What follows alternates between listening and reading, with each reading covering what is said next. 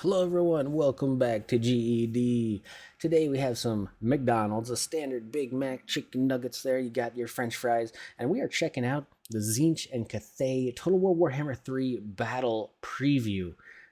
This is a very cinematic, stylized preview they gave us, so it's really hard to get a solid feel of how these two armies are going to come together, how they're going to play, and all the intricacies of the Total War Warhammer 3 battles, because they just leave out the interface, the UI. We don't see anything regards to how these armies are functioning as they're doing this little preview.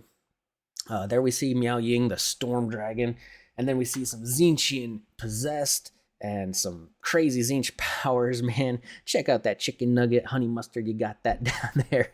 Look at these guys. Look at these pink horrors throwing fireballs. Now, I am going to be playing Tzeentch 110%. Tzeentch has always been my Chaos Lord of choice in all Warhammer games. And for a while it was Slaanesh. I'm not going to lie, Slaanesh might be a secondary playthrough if he comes through and looks cool. But Tzeentch has always been my main magical dude from the Netherworld. So, what do we got? We got flamers, we got horrors, we got spearmen, we got cannons, we got giant terracotta warriors right there getting ready to thunder. It's looking good. I don't care what other people say, what other streamers say. The game is looking really, really sweet. I'm definitely picking it up, definitely getting my hands on this one, if not just for a pure Tzeentch playthrough. We'll see what kind of campaign maps we have. We'll see what kind of mortal empires, crazy take over the world scenarios we got. And it's going to be interesting to see how big they actually make the mortal empires. I'm assuming they're not going to take the old world map, and they're going to take more of the Eastern Lands maps and make them into the mortal empires kind of world. But what do we got here? We got Spearmen on the March. Apparently Cathay has kind of a yin and a yang balance type of things with their army, where some units are yin, some units are yang types. It's not exactly called that. It's called like harmony.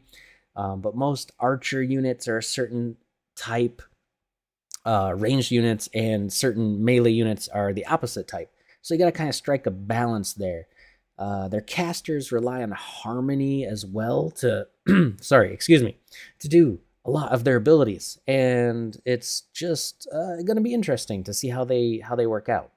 But Kairos Fate Weaver, and he'll be coming up here shortly. He's the demon, man. He sees into the past, he sees into the future, has no preview of the present. Obviously going to be a weak Lord of the Change in melee, or he should be, according to tabletop and lore. But he could be a absolute monster caster, laying down the fires of Tzeentch, the ways of change to everybody around. There he is, kind of coming into view, and he's just amazing. I love him. The two-headed Birdman. And then we got the ability to land and fly. Like in this preview trailer, it's going to be coming up here. You'll see that he actually takes off what appears to be manually. That is a huge change for you Total Warhammer 3 players, if you don't realize. The ability to toggle a flight and a stance on the ground is absolutely crazy. Those Chaos Spawn look pretty cool. There's the pink horrors, and they're just absolutely cool because they're all ranged units.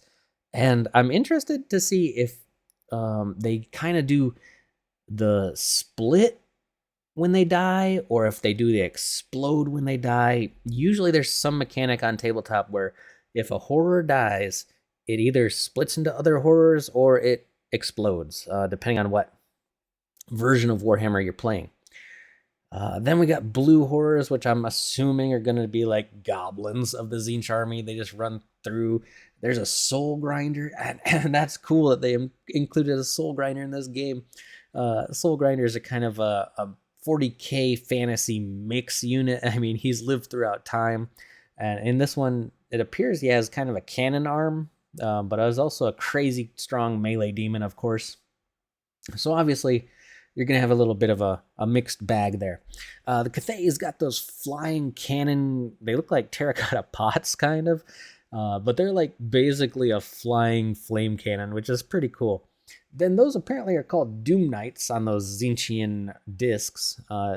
usually flying units don't have a history of being amazing until the Warhammer 3 games, or at least flying cavalry. I mean, they're low model count. They don't really do as much as a normal cavalry would, and usually they're overpriced. But we'll see. We'll see. Tzeentch is all about flying units. He has tons of flying units in Tzeentchian armies, like flamers technically fly.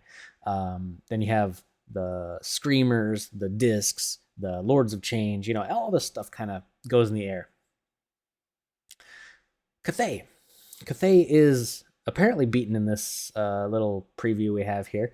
Apparently they're pushed back, and there's the Soul Grinder kind of slamming tons of mystical beams into the door. I don't know exactly. We'll see the mechanics as we get further and further down the road in terms of units. It's interesting to see how all the demons, Khorne, Slaanesh, Tzeentch, and Nurgle are going to have in their battles, because demons have certain mechanics on tabletop, but obviously they're not kind of going with exact tabletop rules within this particular game. So it's going to be interesting to see exactly how they swap it up. For example, Tzeentch units apparently have almost like a Protoss shield on all their demon units. You can kind of see some areas of this trailer where units are hit and then kind of a flashy bubble appears around them. Apparently that's kind of, I want to just flat out relate it to a Protoss StarCraft shield, which is kind of, is what it is. Check out that beautiful Big Mac, man. Big Macs, I don't know, they're just a standard. People say they don't like Big Macs sometimes, but for what it is, a Big Mac is a tried and true classic, even though they technically get smaller and smaller every year, right? Am I right? Am I right? I remember when they were doing those Big Mac for $1 deals many years ago. Those are way different than the ones we got.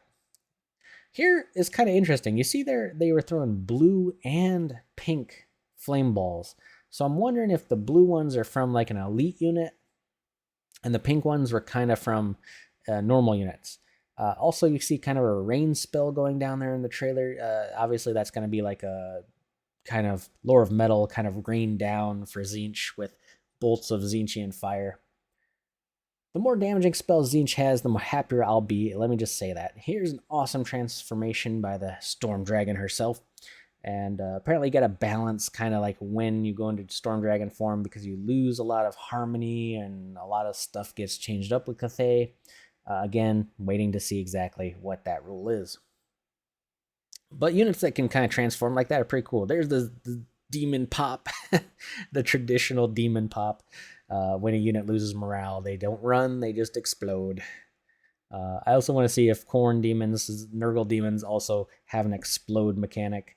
I would think a lot of Nurgle units would just explode in combat and do casualties, kind of like a bloated corpse from Total War Warhammer 2. But we'll see. Cathay. Oh, I was totally wrong. Cathay does win this particular battle we're watching here. They are pushing back and they win the fight. Those Terracotta Warriors, they kind of have a spin attack that deflects arrows, which is pretty cool, but very hard to use in actual reality. Anyways, guys, I'm psyched for Total War Warhammer 3. I want to see exactly what's going to go on in terms of the development of the armies, how many armies we're getting, how many heroes we're getting, abilities. I love the first and the second iteration of the game, and the third one is obviously going to be fun as well. Hopefully it doesn't just destroy systems, though, because a lot of this stuff looks graphically intensive, as always in Total War Warhammer 3, or Total War Warhammer games in general. Anyways, that's all I got for you. Check out these fries as we go out, and have a good day, guys. Just, get psyched for Total War Warhammer if you like it. If you don't, skip to the next video. Peace.